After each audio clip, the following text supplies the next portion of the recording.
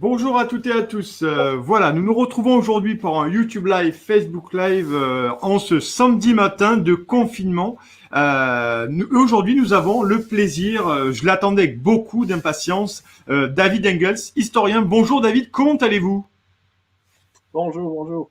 Merci pour l'invitation. Oui, ça va. Heureusement, personne dans ma famille proche immédiate n'est malade pour le moment. Donc, il fait très beau dehors. Donc, actuellement, même en dépit de la quarantaine, ça va, pourrait pire. Bon, bah super. Alors, je vous présente pour nos téléspectateurs qui vous connaissent pas. Nous, on vous suit depuis un certain moment. On a, avec les grèves et tout, on n'a pas pu faire l'interview qu'on voulait, mais c'est l'occasion de discuter aujourd'hui de plein de sujets. Vous allez voir, ça va être passionnant. Je suis très heureux de vous faire découvrir David Engels. Donc, vous êtes historien, professeur à l'Institut Zakopnie à Poznań en Pologne et à l'Université libre de Bruxelles. Vous êtes titulaire de la chaire d'histoire romaine.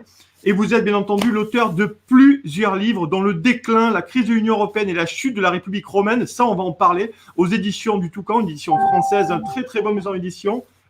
C'est sorti en 2013. Et également, Que faire, vivre avec le déclin de l'Europe au Blue Tiger Media en 2019. Et vous vivez, vous, à Varsovie, David Engels. Donc, on va bien entendu aborder l'Union européenne, on va aborder la crise sanitaire du Covid. Et pourquoi aujourd'hui, selon vous, y a-t-il un déclin de l'Europe, du monde occidental? On va en parler de tout ça. Merci d'être là sur ce live. N'hésitez pas à liker, vous partager. Multidiffusion sur YouTube et Facebook. Et n'hésitez pas non plus, vous le savez maintenant, à poser vos questions à David Engels. On est parti pour une heure d'entretien passionnant. Première question, sans plus tarder, David Engels. Quelle est la situation sanitaire en Pologne aujourd'hui? C'est-à-dire ici en Pologne, la situation est encore très stable, en tout cas comparé à beaucoup d'autres pays européens. On a relativement peu de cas. Là, au moment où je vous parle, on est à plus ou moins 6 000 infectés, on est à 180 morts actuellement. Donc, c'est triste, mais comparé aux autres États tels que l'Italie, l'Espagne, la France, donc, ça reste très limité. Mais partiellement, cela semble quand même aussi être dû aux mesures très strictes prises par le gouvernement à un stade assez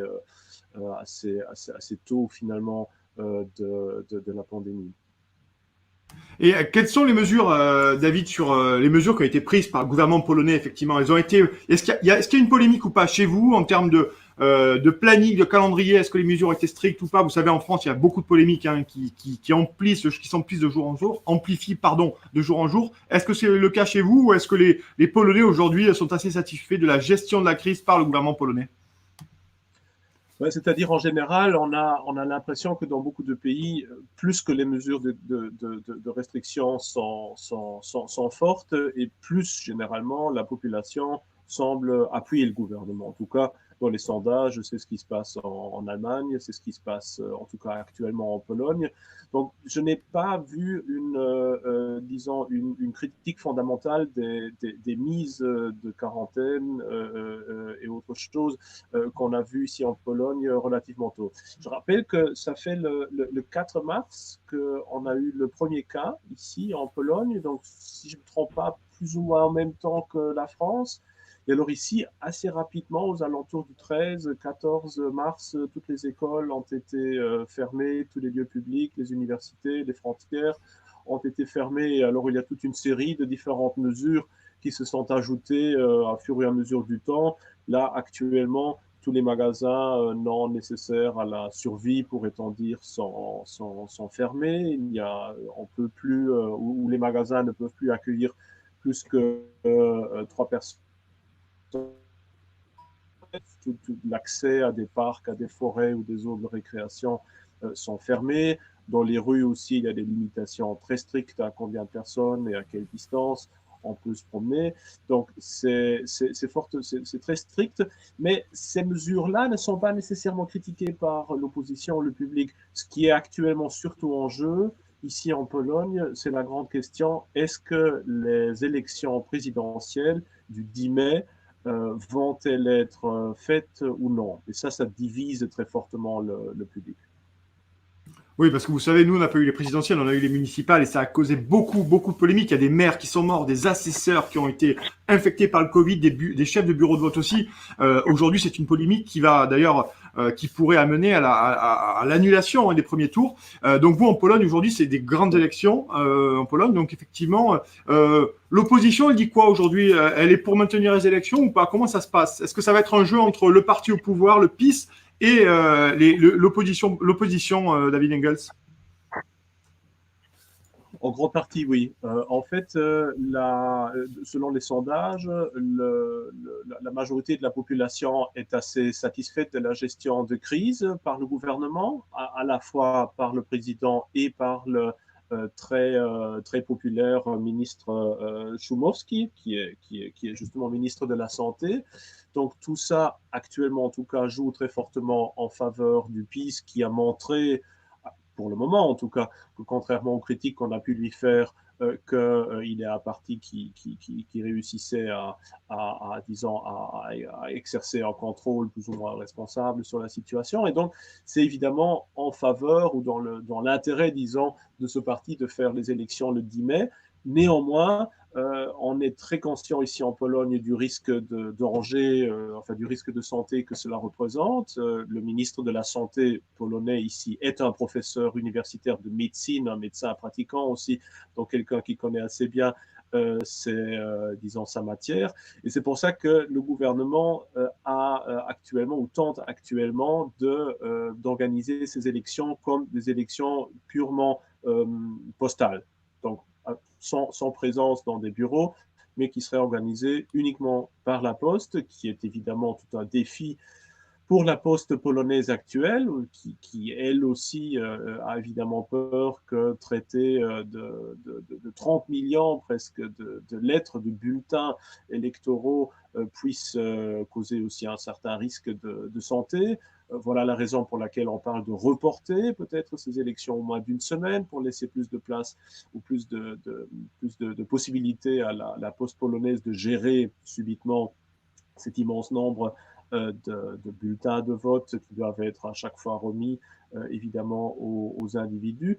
Mais l'opposition considère cela comme irresponsable, propose plutôt d'ajourner ces élections à une époque après la crise. Mais bon, d'un autre côté, on ne sait pas trop bien à quel moment ce sera. Alors le gouvernement a voulu dire, OK, dans ce cas-là, on attend un an de plus. Là, l'opposition a dit, ah, mais là, c'est déjà des nouvelles le parti au pouvoir, justement, à la place présidentielle. Donc, on a un peu l'impression que, comme d'une manière ou d'une autre, toujours à l'encontre de la démocratie qui semble éternellement en péril. Si on organise des élections, c'est mauvais. Si on les reporte, d'une manière aussi. Donc, actuellement, ça a l'air comme si on allait maintenir cette date du 10, plutôt du 17 mai, par voie postale. Mais on ne sait évidemment pas comment tout va se développer. Actuellement, le nombre, comme je disais, d'infectés, de morts est encore extrêmement réduit. On a ici 100 fois moins de morts qu'en France, 20 fois moins d'infectés. Mais évidemment, ces chiffres peuvent changer très rapidement. On ne sait jamais dans les prochaines semaines, ce qui risquerait évidemment aussi alors de changer la donne pour les élections présidentielles. Alors oui, la Pologne n'échappe pas aux polémiques, hein, bien entendu, mais là, elles sont plutôt internes, selon vous, David Engels. On va commencer à rentrer petit à petit dans le vif du sujet. Je voulais qu'on parle, vous êtes un spécialiste aussi, historien et de l'Europe centrale. Comment comprenez-vous aujourd'hui les critiques de l'Europe de l'Ouest, notamment la France, Paris en garde-corps, sur Viktor Orban en disant qu'il a pris des mesures qui sont presque dictatoriales, qui mettent à mal la liberté publique. Aujourd'hui, le procès est très très dur contre Viktor Orban. Ça date pas d'hier, hein, dire que la Hongrie est sous le feu des critiques de la Commission de Bruxelles et des membres des pays locomotives. Comment vous jugez ça de la part de nos pays à nous, France et tout? Et est-ce que vous pensez que ces mesures sont valables ou pas, d'ailleurs, pour le coup, en Hongrie, par Viktor Orban? Oui. C'est-à-dire, en tout cas, dans ma compréhension des mesures prises par Viktor Orban, le gouvernement a reçu du Parlement, d'ailleurs, avec une majorité écrasante, les pleins pouvoirs pour pouvoir affronter cette crise, de prendre toutes les mesures législatives aussi nécessaires pour affronter justement cette crise du coronavirus, des mesures exceptionnelles qui, une fois devoir se terminer, donc ce sera à nouveau le Parlement qui décidera de ce moment-là, quand on pourra juger la situation de nouveau saine.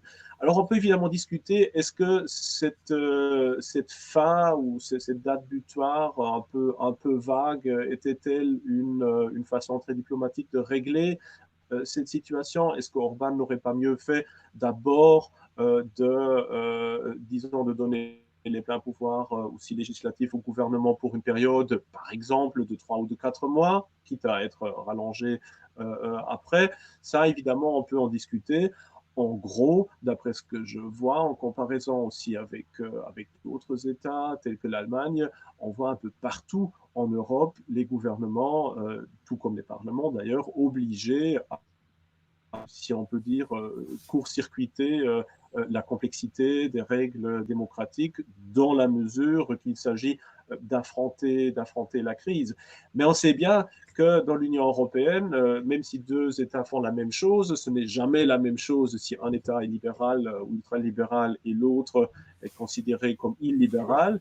Hein, si la Hongrie, la Pologne ou d'autres États Visegrad font ce genre de mesures, alors on les considère directement comme antidémocratiques, alors que si c'est ici par la France, par l'Allemagne, par, que sais-je, par la Belgique ou autre chose, alors c'est vu comme une bataille de la démocratie contre la crise. Donc il y a une petite touche, je dirais, d'hypocrisie à la gestion ou à l'analyse de ces mesures qui sont prises partout.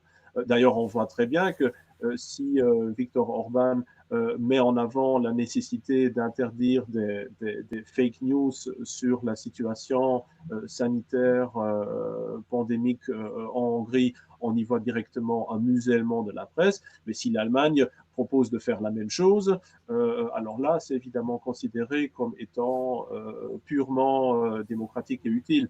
Donc, difficile de trouver un jugement définitif, mais je serais assez sceptique à voir maintenant de ces mesures prises en Hongrie directement une mise sous tutelle fondamentale de la démocratie, vu que la même chose se passe un peu par la force des choses partout en Europe et partout dans le monde. D'ailleurs, la Chine a été très fortement complimentée par tous les États européens et d'autres comme ayant réussi justement, grâce à sa structure très visiblement autoritaire, d'avoir confiné le virus, alors que si on essaye de faire dans les mesures des démocraties européennes quelque chose de semblable, ben, si ça se passe en Europe orientale, directement, on crie à la perte de la démocratie. Donc, on a l'impression deux poids, deux mesures parfois.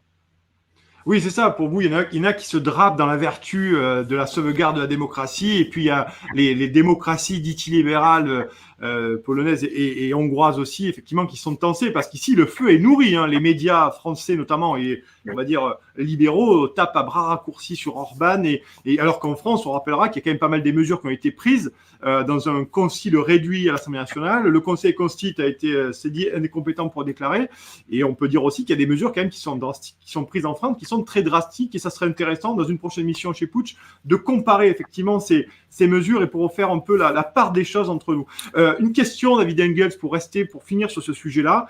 Qu'est-ce que ça dit de l'échiquier politique entre le Visegrad, hein, vous pouvez nous rappeler, téléspectateurs, ce que le Visegrad, ce groupe d'États finalement européens qui sont, et entre le groupe Visegrad et on va dire le groupe libéraux bruxellois, entre les Français, les Allemands, vous pouvez nous en dire quelques mots et qu'est-ce que dit de l'échiquier politique?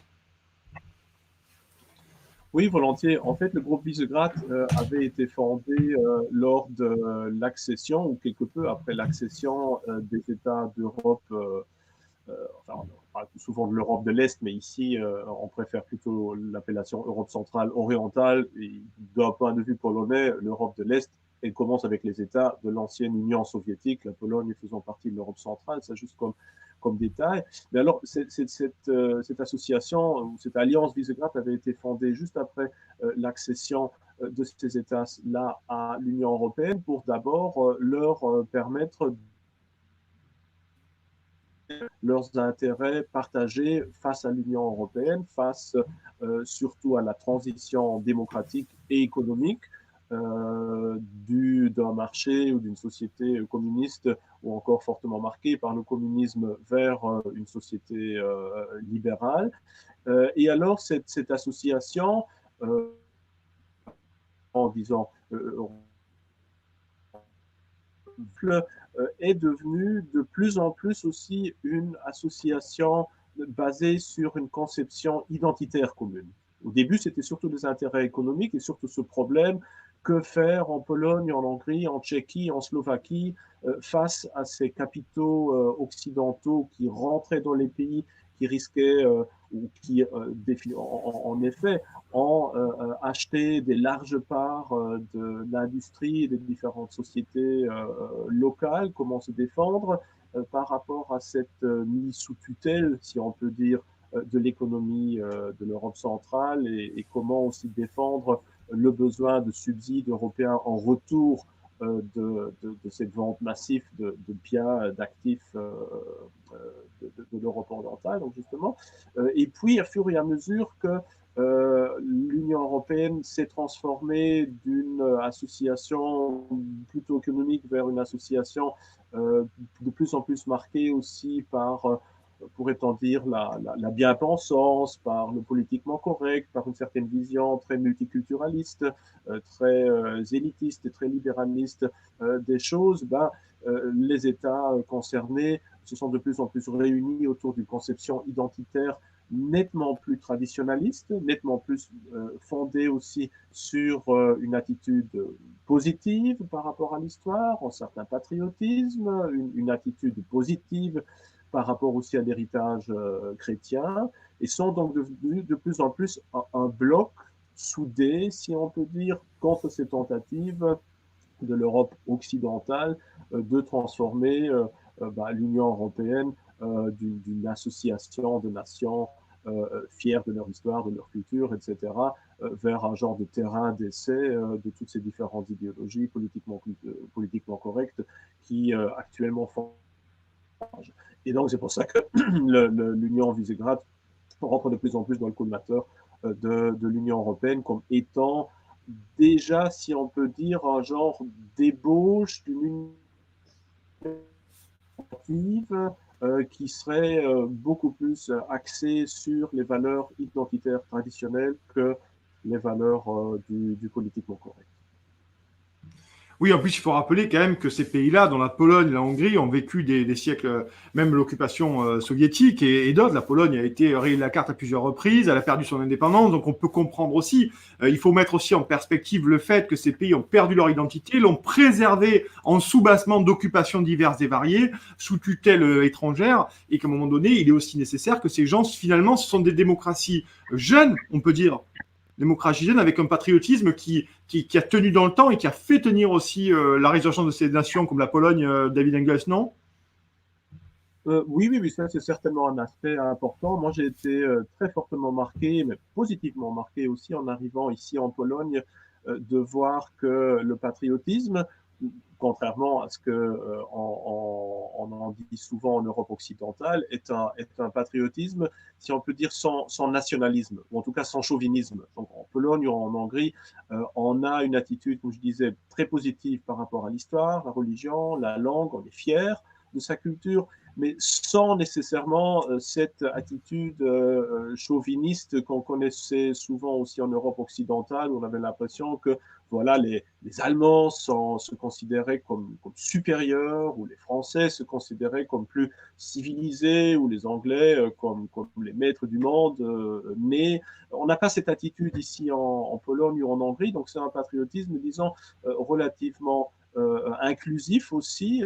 Nous avons été accueillis ici, on peut le dire, en Pologne vraiment à bras ouverts, dans le sens que on a une attitude ici fort sceptique par rapport à la migration de masse, évidemment, mais pas du tout par rapport aussi aux autres partenaires européens. Donc, c'est quelque chose que j'estimais beaucoup. Et justement, parce qu'on en parlait, je crois que dans la genèse de l'Union Visegrad, ce qui a été très important, c'est évidemment la crise migratoire de 2015, où là, vraiment, je crois que une grande partie des États membres de l'Union Visegrad ont vraiment compris le danger très actif qui émanait de la vision très multiculturaliste, relativiste, politiquement correcte de l'Europe occidentale D'ailleurs, pour leur David Engel, je me permets de vous couper, mais aussi. oui, je vous permets, mais c'est surtout sous l'impulsion de l'Allemagne, cette crise migratoire 2015. D'ailleurs, ça a coûté très cher à Angela Merkel à la CDU, puisqu'on rappellera aussi qu'il y a le principe d'unanimité dans l'Union européenne. Parlons d'Union européenne et pas d'Europe. D'Union européenne, c'est important, la structure politique, et que ça a coûté très cher et qu'Angela Merkel l'a fait un peu toute seule de son côté. Elle n'est pas allée voir Emmanuel Macron ni les Espagnols pour leur demander leur avis. Oui, absolument, absolument.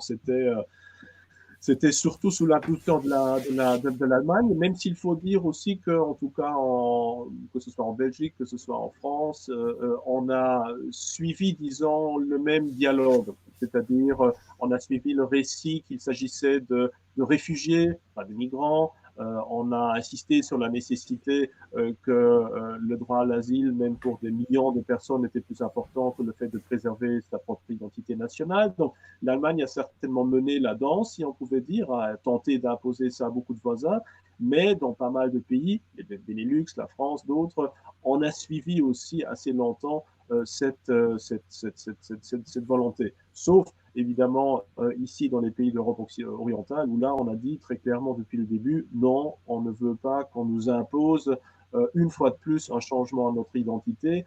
Et surtout, je puis dire, surtout en Pologne, ça a été extrêmement mal reçu parce que bon, les relations entre l'Allemagne et la Pologne ont, à cause de l'histoire, à cause des partages de la Pologne, toujours été fort difficiles.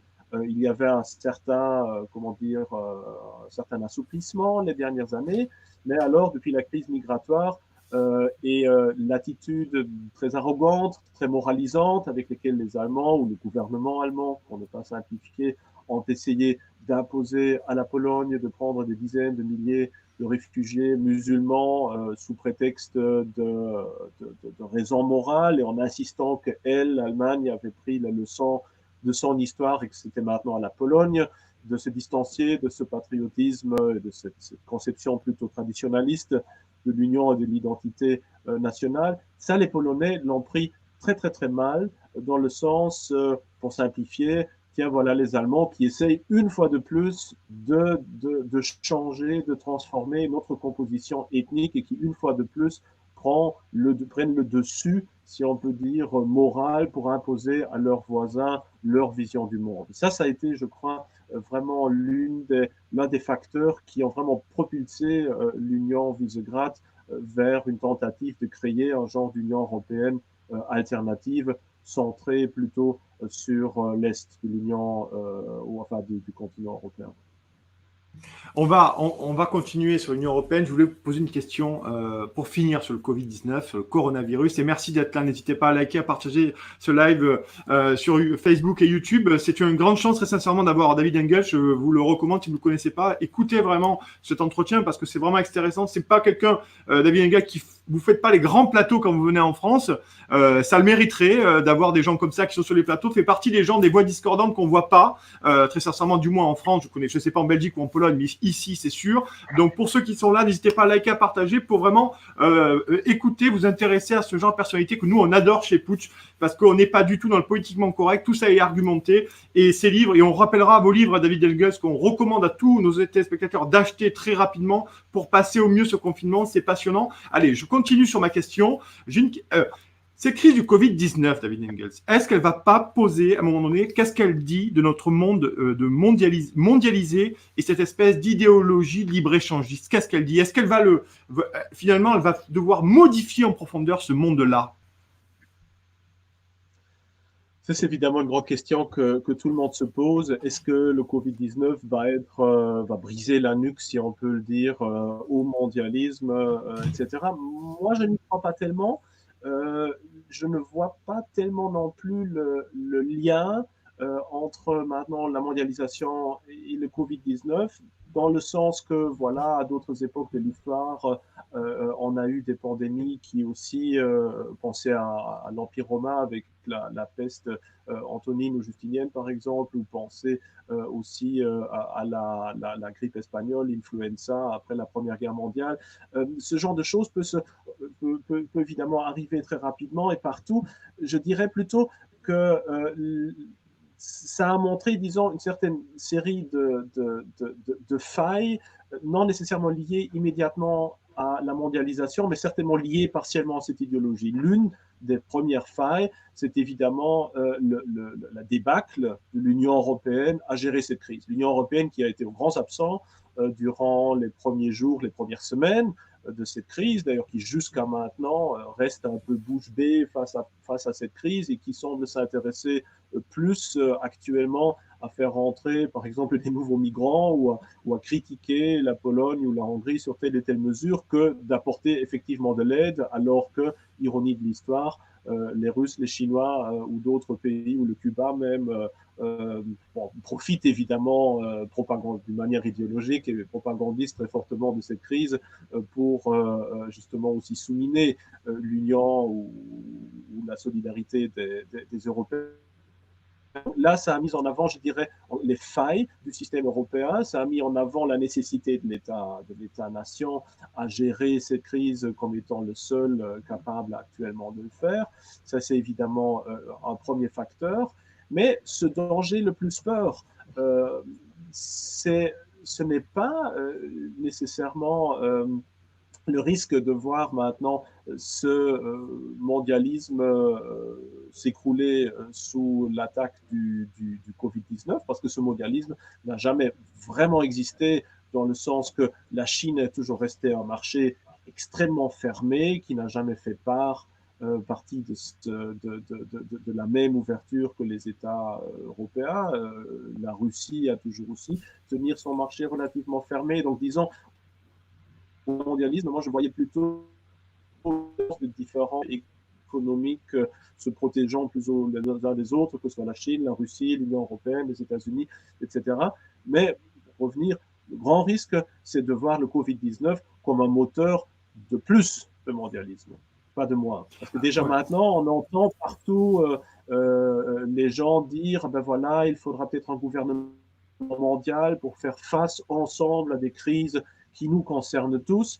On voit aussi la réponse stéréotype de beaucoup d'élites européennes qui disent, voilà, ça a montré l'inefficacité de l'Union européenne, donc ce qu'il faut, c'est plus d'Union européenne. C'est ça, je crois, le grand risque de voir dans le Covid-19 pas le croque-mort de la mondialisation et aussi de cette Union européenne centraliste, politiquement correcte, universaliste, mais plutôt la raison de leur imposition plus forte encore que jamais.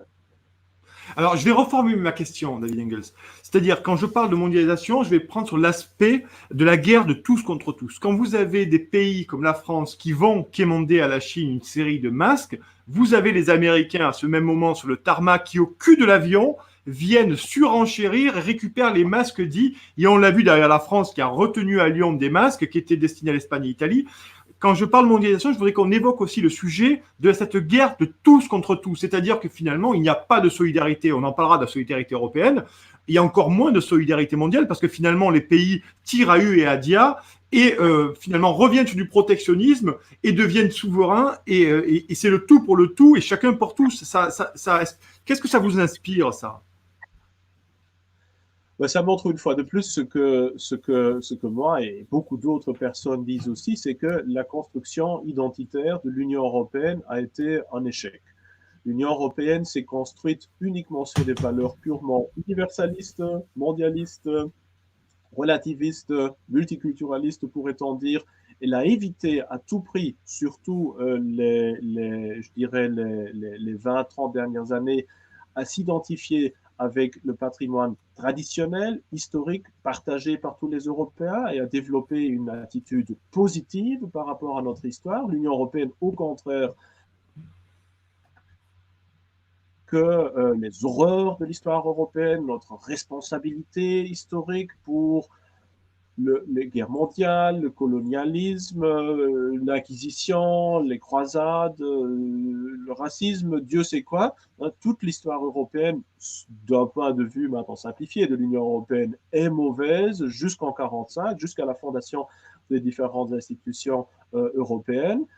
Et donc, cette identité, elle est construite sur le rejet de ce qui nous unit en tant qu'Européens et de ce qui nous différencie des autres humains sur cette terre. Hein. L'Union européenne s'est construite uniquement sur une conception très abstraite de droit humain qui est partagée aussi par le Japon, le Corée, les États-Unis, même l'Inde, l'Australie, l'Afrique du Sud, etc. Partout, on a aussi une valorisation de ces mêmes valeurs.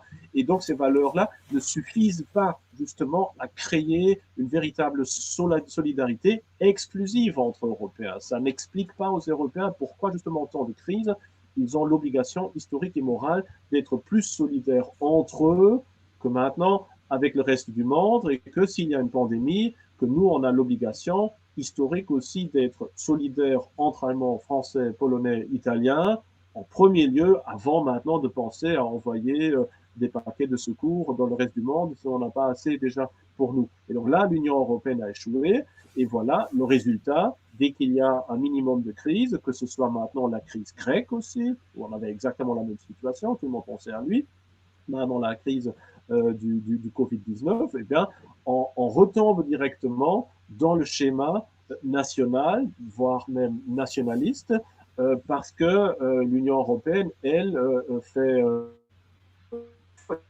pas, ou elle n'a pas voulu exister en tant que référent identitaire de la solidarité entre les différentes nations. Et donc, voilà le risque.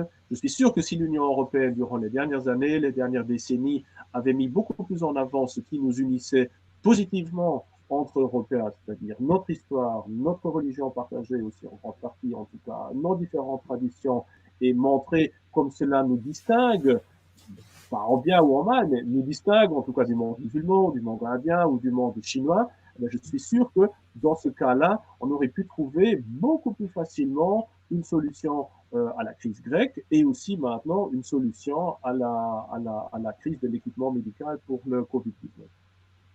Alors, je vais vous poser une question très franche, David Negus. Est-ce que l'Union européenne peut-elle, est-ce que la structure, la superstructure politique de l'Union européenne peut-elle finalement succomber avec le Covid-19? Bonne question. Il y a c'est une question surtout de l'échelonnement de cette évolution.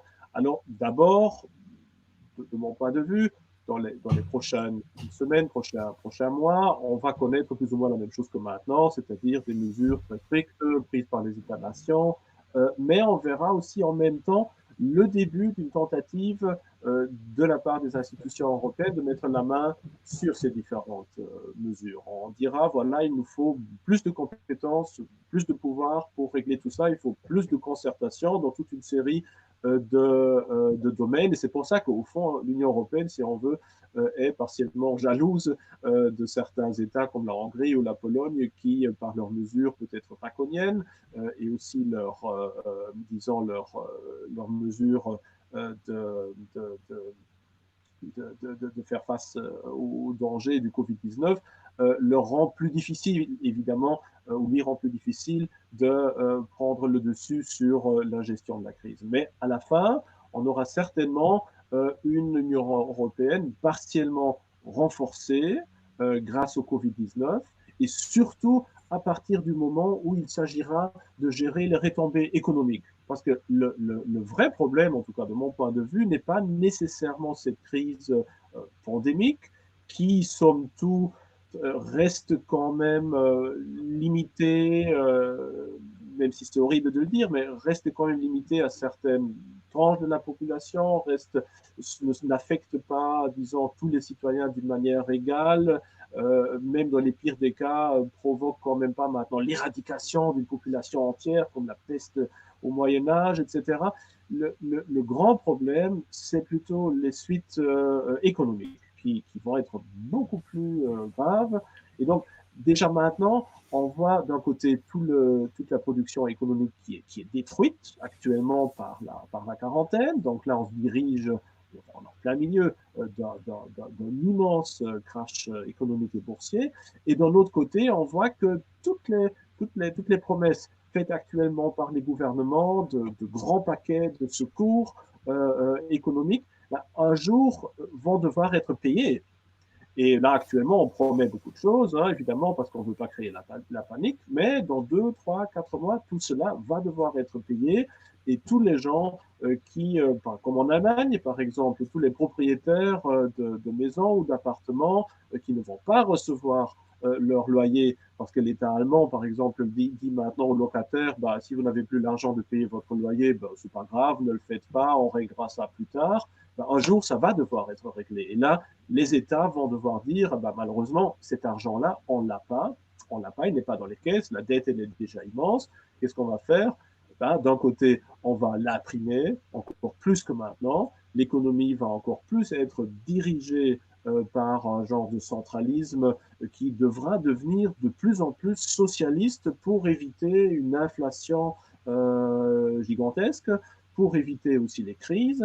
Donc, on va se diriger vers un régime de plus en plus socialiste qui ne pourra pas être géré au niveau national à cause de l'euro, mais seulement au niveau européen. Donc, l'Union européenne va sortir, en tout cas l'espace euro, va très certainement sortir politiquement renforcée de cette crise, renforcée parce qu'elle va se transformer de plus en plus en machine centraliste, voire partiellement même totalitaire, pour éviter le crash définitif.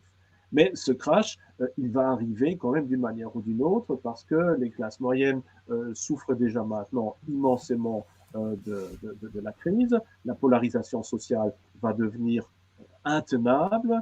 Les gens qui n'auront plus de boulot maintenant, qui vont devoir survivre probablement pendant des années maintenant avec des allocations sociales probablement extrêmement bas pour avoir des magasins plus ou moins vides devant eux. Tout ça va générer énormément d'insatisfaction aussi de la part Mais des populations. la question que je voulais vous poser, David Engels, est-ce que vous croyez au retour des peuples? Regardez la France. Nous avons eu les Gilets jaunes pendant pratiquement 2 ans, qui se sont arrêtés simplement parce qu'il y a le confinement. Nous soyons très clairs. On a eu un mouvement très très fort sur la réforme des retraites.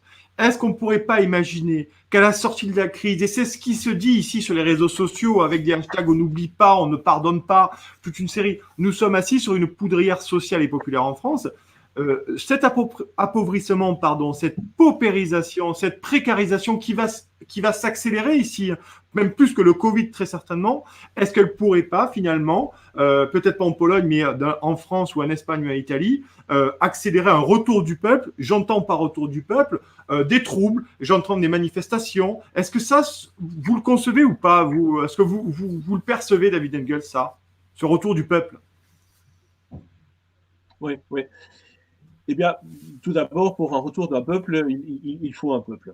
Et actuellement, en tout cas, dans beaucoup d'États occidentaux, on n'a plus ce peuple. Ce peuple a été divisé fondamentalement d'abord par l'immigration de masse, qui a fait exploser l'homogénéité et la solidarité entre beaucoup de populations en France, en Allemagne, en Angleterre, où on a plusieurs peuples qui cohabitent dans un même pays, mais qui ne se considèrent pas vraiment dans leur totalité comme un peuple. Donc ça, c'est déjà un premier problème. Puis on a aussi une division fondamentale entre, je dirais, les traditionalistes qui ont une vision plutôt historique, conservatrice de la notion du peuple et de son identité, et les universalistes qui, eux, ont une vision purement abstraite, humaniste, internationaliste de l'identité. Donc nous sommes loin maintenant d'un peuple uni, soudé, qui pourrait résister à tout cela. Et puis, le grand problème dans tout ça, c'est que le pays principal, qui est le moteur de l'Europe, qui a été longtemps aussi, si on le veut ou non, le moteur politique de l'Europe pendant des siècles, presque pourrait-on dire, c'est-à-dire l'espace allemand, actuellement, ne montre aucun signe d'un quelconque comment dire, opposition fondamentale au gouvernement tel qu'on le voit, par exemple, en France avec les Gilets jaunes.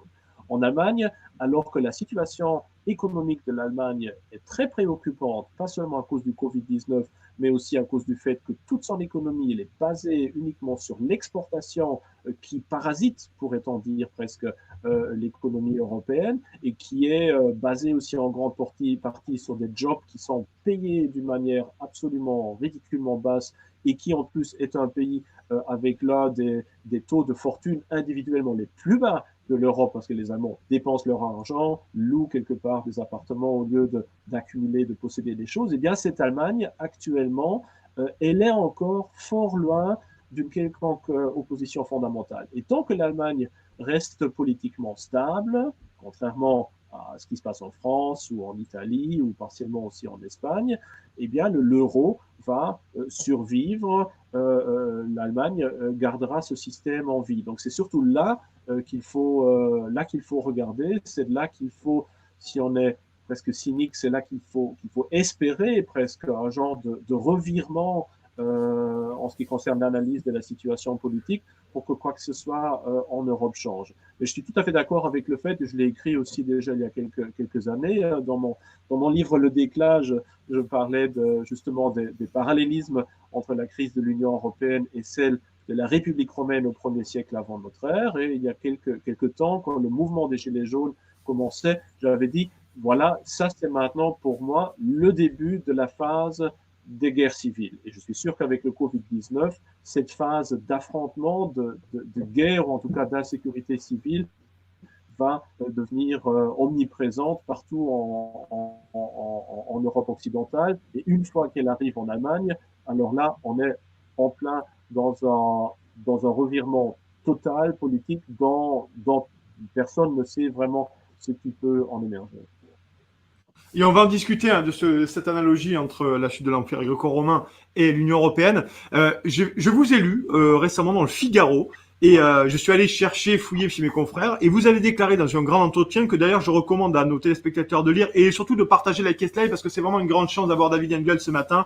Un passionnant entretien. Je vous le recommande de partager, de liker ce live pour que vos amis puissent y assister parce qu'on est tous confinés donc autant en profiter.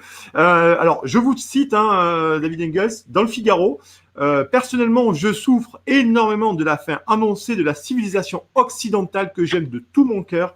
Et je sais que je suis loin d'être le seul dans ce cas, bien que beaucoup de contemporains ne se rendent pas tout à fait compte de la nature gravissime de cette évolution ou n'osent pas en tirer les conséquences qui s'imposent.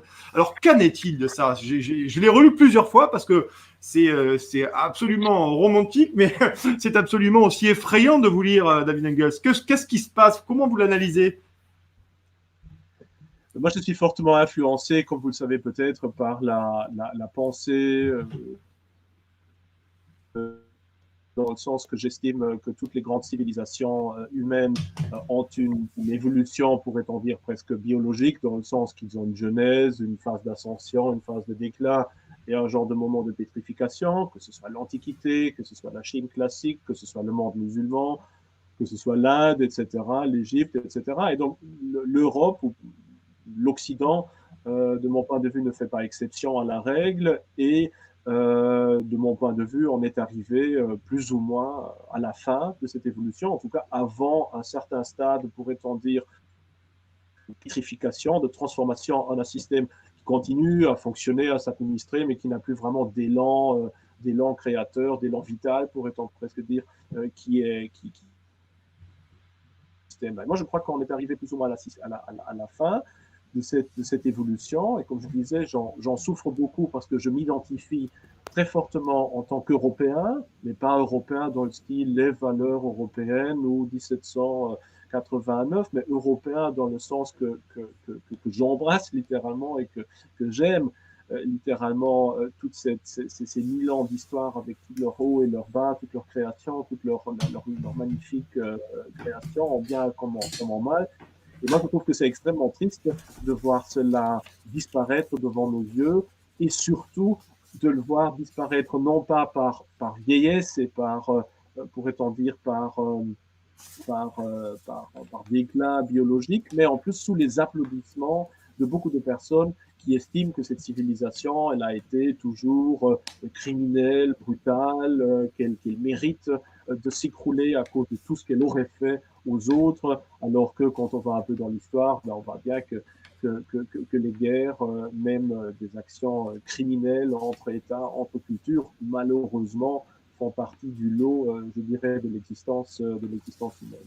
Donc c'est un peu ça que je voulais dire dans cette interview, et je trouve que face à ce déclin de notre civilisation, que ce soit un déclin démographique, que ce soit le déclin identitaire, que ce soit le visible déclin culturel, que ce soit aussi le déclin politique et des valeurs, etc., eh bien, notre devoir, c'est justement d'essayer de sauver autant que possible ce qui reste pour garder en vie ou en tout cas transmettre encore à nos enfants un minimum d'amour pour cette civilisation, pour qu'elle ne disparaisse pas d'une manière totalement odieuse au profit d'autres civilisations qui actuellement ne font qu'attendre pour reprendre ce qui reste ici. Que ce soit maintenant le monde chinois, qui très clairement est en bonne voie de devenir un pouvoir hégémonique sur l'espace européen, ou que ce soit le monde musulman qui lui aussi est en train d'influencer culturellement de plus en plus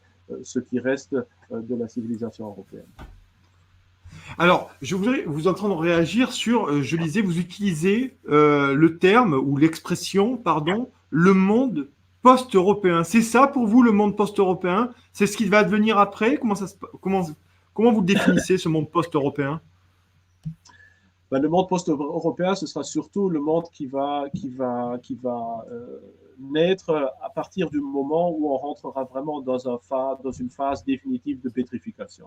Alors moi, je vois les analogies surtout avec Rome, hein, comme je l'ai dit, mais aussi avec beaucoup d'autres États, et on sait que d'autres civilisations, et on sait que à la fin de ces civilisations, on se dirige vers un genre d'État impérial universel, hein, que ce soit l'empire des Qin et des Han, que ce soit l'empire des Fatimides, que ce soit l'empire romain, qui chacune, ou l'empire Gupta, qui chacun, à la fin, la civilisation chinoise, musulmane, indienne, antique, ont unifié cet espace, l'ont organisé d'une manière plus ou moins définitive et l'ont accompagné jusque dans sa fin. Et donc, moi, je suis assez convaincu qu'après la fin de la crise dans laquelle nous nous trouvons maintenant, qui a commencé avec les Gilets jaunes, qui m'a été amplifiée par le Covid-19, eh bien, dans une vingtaine d'années, on va se retrouver dans un tel état autoritaire, si on veut, un état final qui unifie l'espace européen et qui va alors, au fur et à mesure des générations, perdre de sa force et va être influencé de plus en plus par les États autour de lui. Mais alors, chez nous, il y a évidemment le risque de voir cette facette finale de notre civilisation influencée déjà depuis le début d'une manière extrême par d'autres sociétés qui habitent autour de nous et de voir que l'Europe deviendra peut-être dans une cinquantaine ou une centaine d'années partiellement islamisée, partiellement sous tutelle plus ou moins informelle chinoise. Tout ça, c'est un risque de voir aussi l'Europe à terme morcelée entre différentes zones d'intérêt, zones d'influence, avec au fond une population européenne qui a largement oublié son identité et qui est largement, pourrait-on dire, reprise par des identités d'autres cultures. Alors, il y a une question que je voulais vous poser, c'est donc vous croyez donc à la civilisation européenne parce que vous avez peur de sa fin, mais alors on imagine par contre que vous ne croyez pas du tout au peuple européen. Pour vous, il n'y a pas de peuple européen. Parce que ça pourrait être un garde-fou finalement à l'affaiblissement d'une civilisation européenne. Si un peuple était suffisamment fort et enraciné, il pourrait être le garde-fou ou le protecteur finalement de la civilisation, non? Oui, je crois que je n'ai pas entendu les dernières 5 secondes ou 10 secondes de votre question. Oui, oui, je vous disais simplement que si on croyait au peuple européen, puisque vous croyez, vous, à la perte de la civilisation, vous ne croyez donc pas au peuple européen, qui pourrait avoir été ou être l'espèce de protecteur, le sachant ou le gardant de la civilisation européenne. C'est-à-dire, on voit partout, dans toutes les grandes civilisations, on voit une multitude de différentes régions, de peuplades, de sociétés qui, au fur et à mesure d'une évolution d'un millénaire environ, s'unifient, s'unissent de plus en plus et qui, à la fin, forment, pourrait-on dire, une civilisation mondiale dans leur domaine où les différences nationales, régionales, etc., s'estompent de plus en plus. Je crois qu'on se dirige vers ça.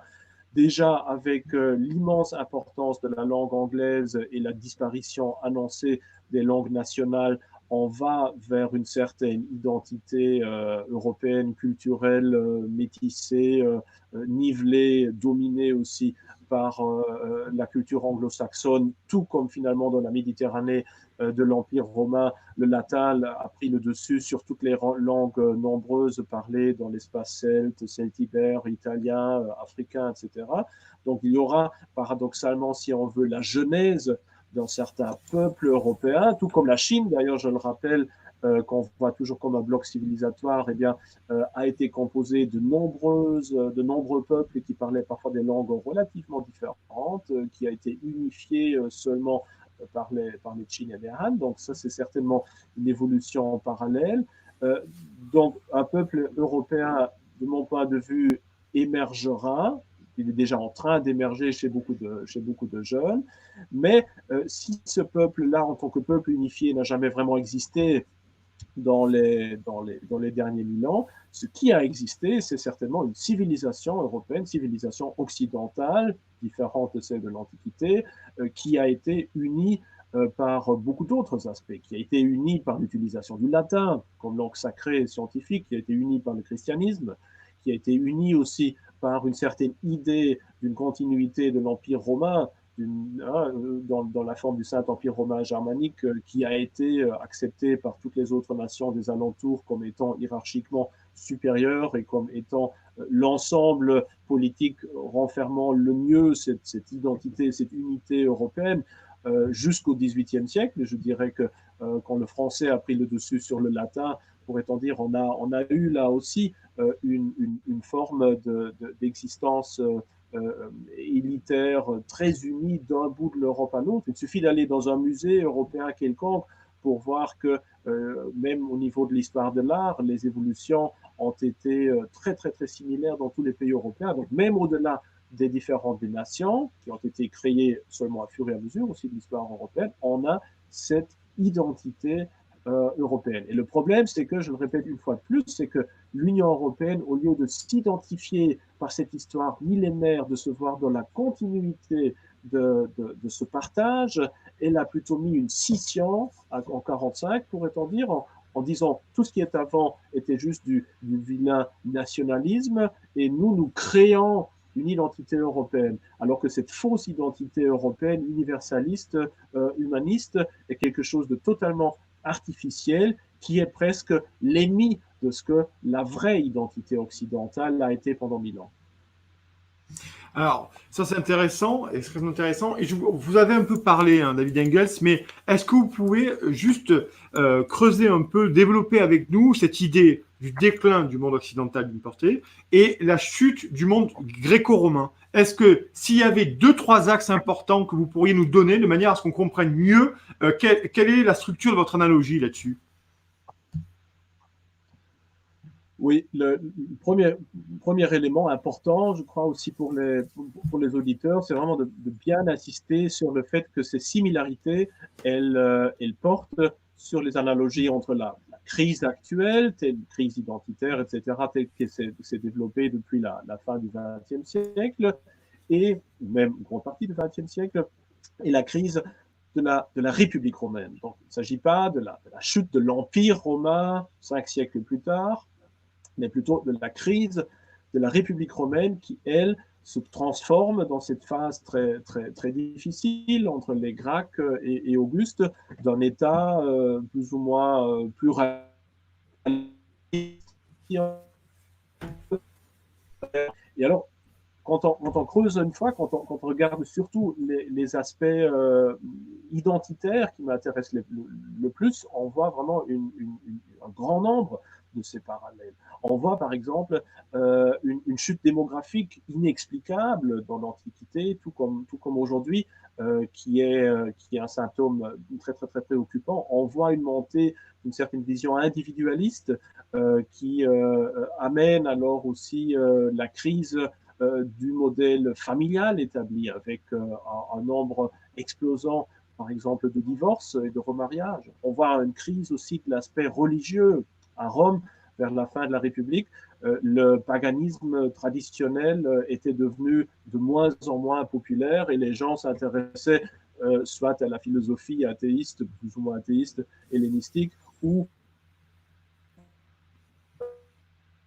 à des cultes apportés de l'Orient. Puis on a une crise migratoire à ce moment-là aussi, une crise migratoire semblable à la nôtre, où des populations, surtout essentiellement de l'Orient, vont dans les grandes villes méditerranéennes pour bénéficier des formes fort rudimentaires d'allocations sociales et pour y trouver une meilleure vie, mais alors aussi change de plus en plus la solidarité, l'homogénéité ethnique, culturelle entre les habitants. On voit aussi une forme de première mondialisation dans l'Antiquité, sous forme de l'hellénisation et puis surtout de la romanisation. Puis on a toute une série aussi d'aspects sociaux, politiques, qui sont très similaires. On voit une polarisation sociale inouïe à ce moment, tout comme aujourd'hui. On voit un renfermement de l'élite politique qui est de moins en moins perméable à des nouveaux venus de la part du peuple et qui dirige l'État de plus en plus en dehors de l'assentiment du peuple. On voit la montée du populisme ou sous la forme des populares à Rome avec des revendications parfois fort démagogiques, parfois aussi à connotation fort socialiste montée. Tout ça devant un environnement de guerre asymétrique, tout comme aujourd'hui, où l'Empire romain de la République se voit comme identique à la civilisation humaine qu'elle doit défendre contre les barbares, les pirates, les rebelles, autre chose. Et tout ça crée à la fin, vous avez utilisé tantôt le mot très, très justement, une poudrière, une pile de dynamite finalement, qui tôt ou tard devait exploser et qui a donné lieu alors à plusieurs décennies d'insécurité, voire de guerres civiles, qui à la fin ont généré le Principat augustéen en tant qu'un État plus ou moins centraliste, autoritaire, se drapant par un certain conservatisme et qui a alors unifié ce monde méditerranéen et l'a dirigé pour les siècles à venir. Et c'est justement cette évolution-là, cette transition d'un système républicain vers un système autoritaire que moi je vois commencer déjà partiellement avec l'Union européenne. Là maintenant on rentre dans la phase chaude de ces luttes, avec les Gilets jaunes en France, avec les mouvements populistes partout en Europe, et qui trouvera certainement sa résolution dans un nouvel État européen centraliste, autoritaire, mais je crois conservateur, pas universaliste, politiquement correct, dans une quinzaine, vingtaine d'années. Ouais, ouais, c'est extrêmement intéressant. Donc, on est toujours avec David Engels. On a encore une grosse dizaine de minutes à échanger ensemble. N'hésitez pas à liker, à partager ce live sur Facebook, à mettre la petite cloche sur YouTube. C'est un entretien extrêmement intéressant pour ceux qui viennent de nous rejoindre. Profitez de cet entretien avec David Engels. On vous remercie, David, d'accepter de nous donner cet entretien-là qui sur plein de sujets qui nous passionnent chez Putsch. On va continuer encore une dizaine de minutes avec quelques questions. J'enchaîne immédiatement. Vous parlez, c'était rigolo, vous parliez du repli sur soi des élites qui décident hors du peuple et qui prônent en permanence l'universalisme pour tout le monde et pour tous. Et vous avez toujours déclaré dans le Figaro, et ça c'est extrêmement intéressant, la transformation de la démocratie en technocratie est un acte de haute trahison avec des conséquences durables. Est-ce que vous pouvez nous en dire quelques mots de cette haute trahison ? C'est-à-dire que les élites, non seulement nationales, mais aussi les élites européennes, ont de plus en plus perdu de vue l'intérêt de leur population en tant que telle. Les États-nations ont abandonné une partie de leurs responsabilités et aussi de leur devoir durant les dernières années, dernières décennies, en adoptant une politique qu'on appelle souvent politiquement correcte, c'est-à-dire qui ne met plus en avant la défense de leur identité culturelle, de leur patrimoine, de leur population telle qu'elle est actuellement, qui met tout cela plutôt à disposition d'une idéologie internationaliste, universaliste, où finalement, comme l'avait dit le président Macron, il n'y a plus de culture française, il n'y a plus que des cultures françaises qui sont diverses sur un sol français. Donc on nie l'identité, même l'existence d'unités culturelles telles que les nations, aussi la civilisation occidentale, pour ne voir que des individus qui se trouvent par hasard à un certain moment sur un certain territoire géographique et qui sont donc des Français ou des Allemands et qui, grosso modo, sont, dès qu'ils mettent le pied sur le continent, donc on a vidé totalement l'identité culturelle de son sens, on a mis à sa place une notion purement abstraite, humaniste, du citoyen et des valeurs, où on a mis juste en valeur sous prétexte que ce seraient des valeurs européennes, des valeurs qui sont au fond des valeurs universaliste, humaniste, et en se basant justement sur cette attitude-là, une grande partie des élites politiques a de plus en plus trahi, si on veut dire, leur devoir de protéger la culture française, ou la culture allemande, ou la culture autrichienne ou polonaise. Enfin, en Pologne, les situations sont différentes, heureusement. Mais on a également trahi cette identité, cette idée d'une identité européenne. Parce qu'au départ, l'idée de transférer une partie des compétences des États-nations à des institutions européennes était une très bonne idée, dans la mesure où il faut, dans un monde mondialisé, avec la concurrence chinoise, avec la pression du monde africain, du monde musulman, il faut évidemment un minimum de concertation de la part de l'Europe. Donc l'idée de s'unifier, ou en tout cas de mettre en commun certains aspects dans un genre d'État européen était une bonne idée. Le problème, juste, de nouveau, la notion de trahison arrive aussi à ce moment-là, que la plupart de ces élites européennes, justement, ne défendent pas cette Europe de l'identité, de la tradition, de la culture, mais ont une vision extrêmement différente de cette Europe. Ils se comportent de plus en plus comme une élite qui est censée gouverner un État mondial, ou plutôt une succursale d'un État mondial qui se trouve par hasard en Europe, et il faut du jour au jour quelque part subvenir aux besoins administratifs de cette région, dont les particularités culturelles n'ont pas vraiment une très grande importance. C'est dans ce sens-là que je voyais le terme aussi de trahison, et je crois que c'est à cause de ça que nous sommes dans le pétrin dans lequel nous nous trouvons actuellement. Mais n'aurait-il fallu pas s'arrêter finalement à une Europe des nations, David Engels, plutôt que de faire un État, une espèce d'Europe fédérale, comme vous l'avez dit, comme une succursale d'un marché mondial, où tout est géré depuis le bureau du chef qui se retrouve à Bruxelles actuellement?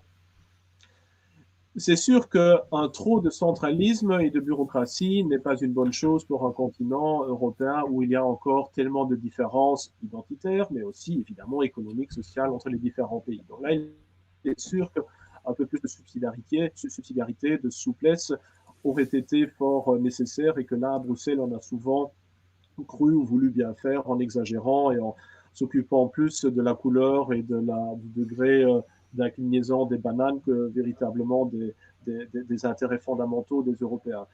Je crois que néanmoins que l'idée d'une fédération européenne n'est pas mauvaise, dans le sens qu'on en aura besoin, parce que ma grande peur actuellement, c'est de voir cette Europe, si on en revient à l'État-nation, de voir une Europe qui est totalement morcelée, où des États comme la France, comme l'Allemagne, comme tous ces nombreux petits États qui ont à peine quelques millions d'habitants, ce qui ne correspond même pas à une petite ville chinoise, vont se faire totalement phagocyter et parasiter par la Chine, un jour peut-être aussi d'autres par les États-Unis, peut-être par la Russie, par la civilisation musulmane, et que l'Europe va redevenir un genre d'échiquier, de champ de bataille des différentes nations, des différents grands empires, pourrait-on dire, qui se trouvent à son extérieur.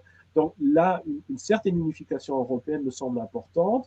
Le problème, de mon point de vue, n'est pas tellement dans les instruments qu'on utilise, mais plutôt dans l'esprit dans lequel on les utilise. Parce que le problème actuel, c'est que ce que disent aussi beaucoup de traditionalistes qui croient qu'il suffit de revenir à l'État-nation pour que tous les problèmes soient résolus. Mais le problème, c'est justement que les problèmes sont venus parce que l'État-nation avait déjà été repris ou dominé par une idéologie internationaliste. Donc ça ne sert absolument à rien de revenir à un État-nation si on conserve une élite qui gère l'État-nation avec autant d'amour pour sa propre civilisation que les élites européennes gèrent l'Union européenne. Donc ce n'est pas nécessairement les instruments du pouvoir ou les institutions qui sont problématiques, c'est l'esprit dans lequel on les utilise. Et c'est ça, je crois, la grande lutte actuelle des prochaines années ou des prochaines décennies, c'est-à-dire de créer de nouveau une identité européenne commune, mais qui serait une identité non pas universaliste, relativiste, mais une unité et une identité qui serait plus proche des traditions, qui serait plus conservatrice, qui serait plus patriotique, pourrait-on dire, par rapport à l'héritage de notre continent. C'est ça, je crois, le grand problème. Ce n'est pas les institutions. Alors, évidemment, on peut dire qu'actuellement, il vaut peut-être toujours l'Union européenne est devenue pour le moment, à cause de cette identité ou de l'attitude, de l'idéologie des élites, est devenue une menace même pour l'identité des différentes nations qui la composent. Et donc, je conçois bien la nécessité d'essayer d'affaiblir l'Union européenne pour partager ou pour protéger au moins un minimum d'identité nationale. Mais le but ultime, mon point de vue en tout cas, n'est pas un retour à 28 États-nations qui vont se faire la guéguerre avec les Chinois qui restent juste en dehors et qui rigolent parce qu'ils dominent finalement le tout et qui utilisent ça comme part de leur conflit avec les États-Unis, mais plutôt une autre Europe, une Europe plutôt conservatrice et qui serait plus proche de sa propre identité culturelle. Je crois que c'est vers ça qu'on doit se diriger. Alors, deux dernières questions rapidement, parce que ça fait déjà presque 1h10 qu'on est ensemble, et merci beaucoup en tout cas pour ce grand entretien. Mais première question des deux dernières, David Engels, on se rend compte qu'avec cette crise du Covid-19, qu'ont fait les États en Europe? Ils ont tous pris des dispositions pour eux-mêmes, et on se rend compte même qu'Emmanuel Macron va fermer les frontières jusqu'au 30 septembre, ce qui veut dire que l'espace Schengen ne sera plus applicable à la France. Donc on se retrouve même lui, Emmanuel Macron, le chantre de la mondialisation, le chantre de Bruxelles et du libre-échange absolu et à tout craint, lui-même est en train, comme l'Espagne, comme la Pologne, comme l'Allemagne aussi, de fermer ses frontières sans référer à personne, juste pour protéger son territoire et sa population. Donc finalement, est-ce qu'on va être en train de ne pas y revenir aux États-nations là? Et l'État-providence, avec les problèmes des masques, avec les problèmes des moyens médicaux? Oui, oui, oui, actuellement, on a un peu cette impression-là, mais il faut se rappeler que la véritable gestion de la crise, elle ne va pas être une gestion maintenant épidémiologique. La véritable gestion, elle va arriver à partir du moment où il va falloir payer la facture. Il va falloir voir comment, avec des États qui sont déjà largement endettés, maintenir en vie ces différentes économies. Et là, même si on va maintenir, par exemple, les frontières fermées, si on met un peu l'espace Schengen entre parenthèses, on va quand même en arriver avec des solutions drastiques d'un point de vue à un niveau européen. Parce que je rappelle que le fait d'avoir une structure hégémonique, même socialiste, sur l'étendue d'un continent n'est pas du tout contradictoire avec des frontières. Au contraire, pensez à l'ancien bloc de l'Est, où là aussi vous aviez une unité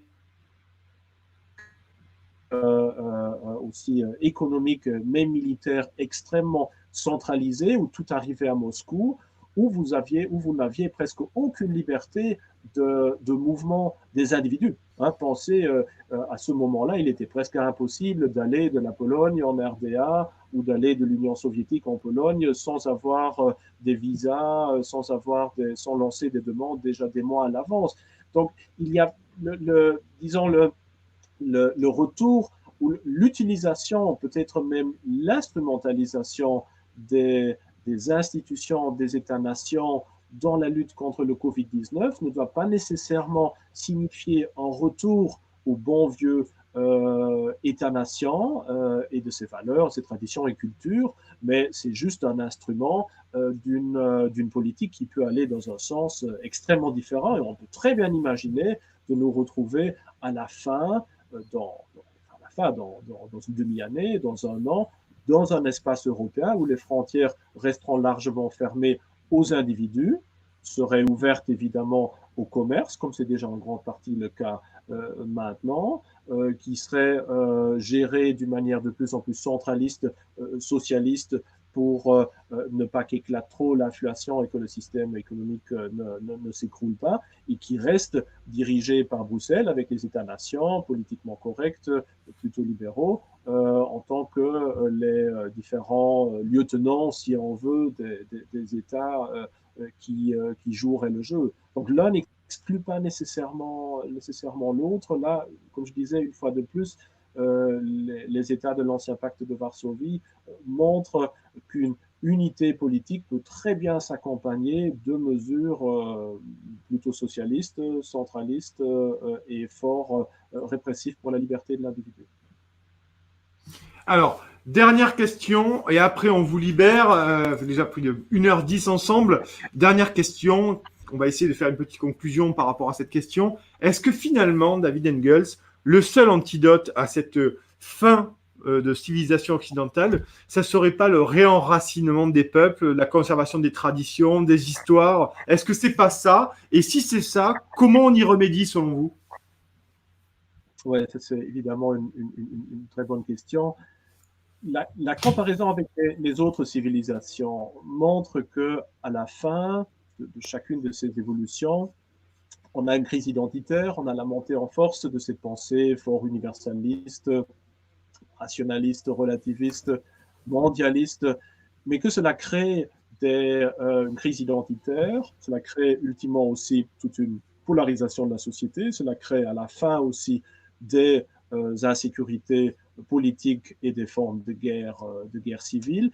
Et ce qui en émerge à la fin est toujours d'un côté, comme je disais, un État unitaire, fort centraliste, mais qui en même temps se base sur une certaine, je dirais pas renaissance, mais en tout cas un certain rétablissement d'une vision conservatrice de l'identité culturelle. Que ce soit maintenant les Fatimides dans le monde musulman, que ce soit les Gupta dans le monde indien, que ce soit la dynastie Han, que ce soit l'Empire augustéen, tous ces différents États sont fondés de nouveau sur une attitude positive par rapport à leur patrimoine culturel. D'un certain point de vue, ces empires émergent même et sont appuyés sur un mouvement de foule implicite de gens qui veulent justement revenir, retourner à leurs racines, à leurs traditions.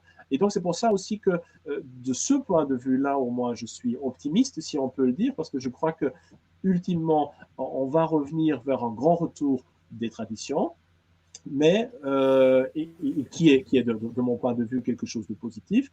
Mais je reste pessimiste et fort nostalgique d'un certain passé par rapport au fait que cette civilisation ultime ou cet empire ultime vers lequel on se dirige là actuellement va être un État autoritaire sans protéger ou permettre seulement un certain degré limité de liberté civique, comme c'est déjà le cas de plus en plus actuellement. Donc peut-être que beaucoup de citoyens ne le remarqueront même pas quand on arrivera vers un régime de ce style-là. Donc mon attitude est fort ambivalente. D'un côté, le retour au traditionnalisme, je suis pour dire très simpliste. D'un autre côté, le fait de se retrouver dans un état du style augustéen me déplaît d'un côté, d'un autre côté, je ne vois pas vraiment d'alternative. Et c'est, je crois, ça qui est aussi l'une des leçons de cette attitude plutôt morphologique par rapport aux différentes cultures, c'est qu'au fond, il n'y a pas beaucoup d'alternatives, ou plutôt toutes les alternatives, notamment le retour à 28 États-nations, totalement dominés par le reste des autres grandes entités civilisationnelles, seraient probablement encore pires. Donc, ça, c'est un peu mon attitude par rapport à cette question-là. Et donc, voilà, d'un point de vue traditionnaliste, on va, je crois, très certainement vers une direction politique, le grand temps de la liberté démocratique telle qu'on a pu le connaître dans la deuxième moitié du XXe siècle, telle qu'elle est déjà largement en train de disparaître aujourd'hui à cause de cette dictature idéologique du politiquement correct, est bien révolue. En tout cas, ce fut passionnant, David Engels. Merci beaucoup d'avoir accepté de répondre à toutes ces questions. Vous étiez nombreux sur le live entre YouTube et Facebook, bien entendu, sur les deux canaux. Merci beaucoup, David Engels. Je recommande donc à tous nos lecteurs et à ceux qui vont revoir, bien sûr, le live sur YouTube et Facebook, d'aller se jeter immédiatement en ces temps de confinement sur Que faire, vivre avec le déclin de l'Europe chez Blue Tiger Media. C'est sorti l'année dernière, en 2019. Merci beaucoup pour ce bel entretien. On vous souhaite une excellente journée. Restez chez vous en tout cas. Bye bye et vive la démocratie. Merci bien. Merci bien pour l'invitation et à la prochaine.